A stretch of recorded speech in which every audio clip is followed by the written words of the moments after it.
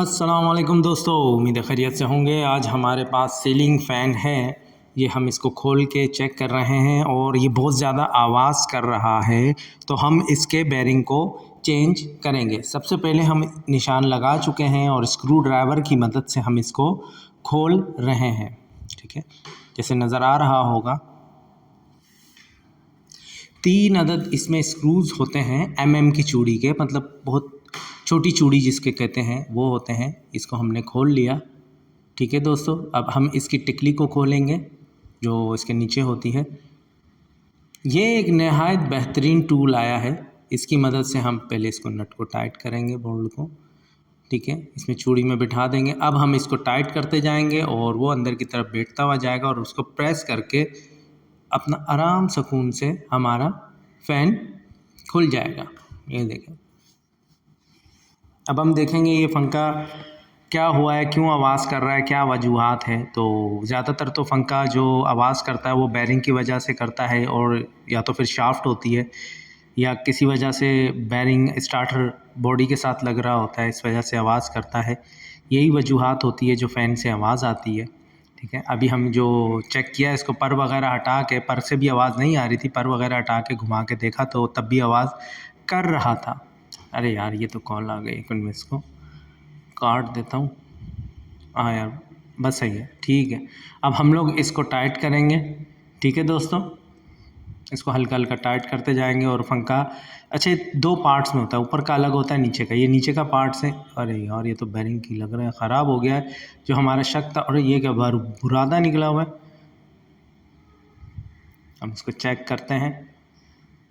जो कंपनीज़ होती हैं वो हमेशा इस चीज़ का ख़्याल रखती हैं कि बैरिंग वगैरह और वाइंडिंग वगैरह और पेपर्स वगैरह का वो बहुत अच्छे तरीके से करती है। ये पंखा पहले रिपेयर हो चुका है।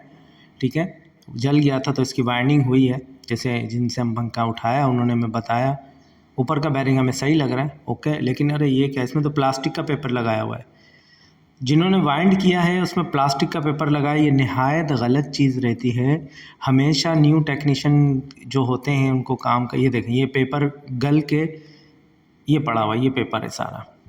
होता क्या है, पंखा चल चल के गर्म हो जाता है, प्लास्टिक का पेपर पिघल जाता है, गिरता है और शॉर्ट सर्किट हो जाता है। 4-5 सालों में हमारा पंखा ख़राब हो जाता है। तो काइंडली नए काम करने वाले अपने उस्ताद से मशवरा करें। ये देखिए, कंपनीज़ इस चीज़ का ख्याल रखती हैं, वो हीट प्रूफ पेपर लगाती हैं और कॉपर की वाइंडिंग इस्तेमाल करती है, अच्छा मटेरियल इस्तेमाल करती है। ये पंखा रिपेयर हो चुका है, वाइंड बन चुका है, जैसे मुझे पहले टेक्नीशियन ने बताया जिनके घर से हमने पंखा उठाया। और ये देखिए, ये पेपर होता है सैंड पेपर जिसे कहते हैं, रेगमाल। ये हम फाइल की मदद से इसको थोड़ा सा रफ़ करेंगे।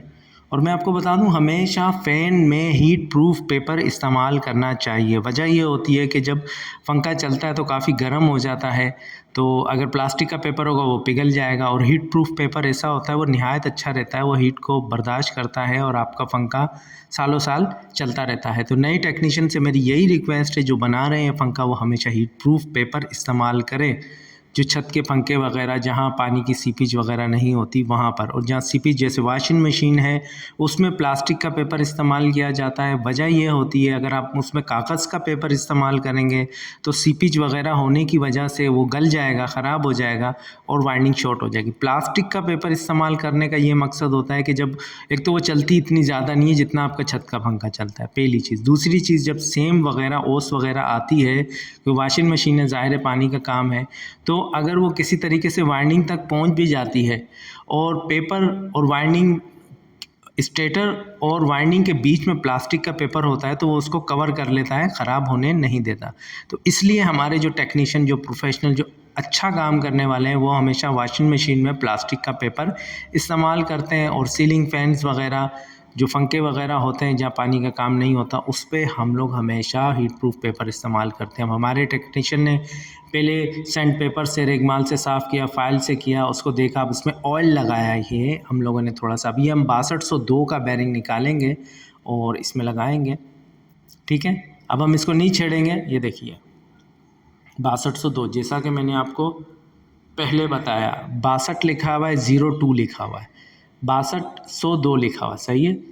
तो 6202 हमेशा बैरिंग इस्तेमाल होता है। ये बैरिंग हम यूज़ कर रहे हैं। अब हम इसको चेक कर रहे हैं, लेकिन यार एक तो जो जिन टेक्नीशियन ने इसको बनाया है, देखें बैरिंग चेंज करने का आसान तरीका, साफ़ कर रहे हैं, ये प्रोफेशनल हैं, इनको मालूम है कि हमने क्या करना है।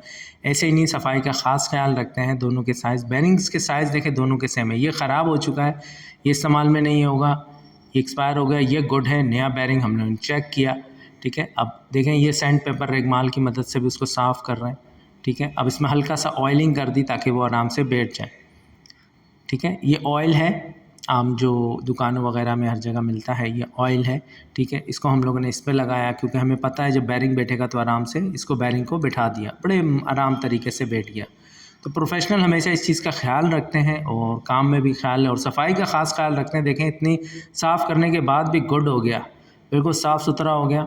लेकिन इसमें प्लास्टिक का पेपर इस्तेमाल किया है, जो अभी लास्ट टेक्नीशियन ने जिसने वाइंडिंग की है नहायत गलत की है। हमेशा इस चीज़ का ख्याल रखें। फिर कहूँगा कि सीलिंग फ़ैन में हमेशा हीट प्रूफ पेपर इस्तेमाल कीजिए। भले आप थोड़े से पैसे एक्स्ट्रा कर दें लेकिन काम अच्छा हो जाता है, जिसकी चीज़ होती है ज़ाहिर है। अच्छा, इसमें सीसी कॉपर भी इस्तेमाल हुआ। अरे यार, सीसी कॉपर जैसे मैंने पिछली वीडियो में बताया, सीसी कॉपर का मतलब ये होता है, चाइना कॉपर लोग कुछ कहते हैं, लेकिन असल मायने इसका ये होता है कि कॉपर, सिल्वर की तार पे कॉपर का पानी चढ़ा दिया जाता है तो उसको सीसी कॉपर कहते हैं। अभी हम इसकी पेपर सेट कर रहे हैं।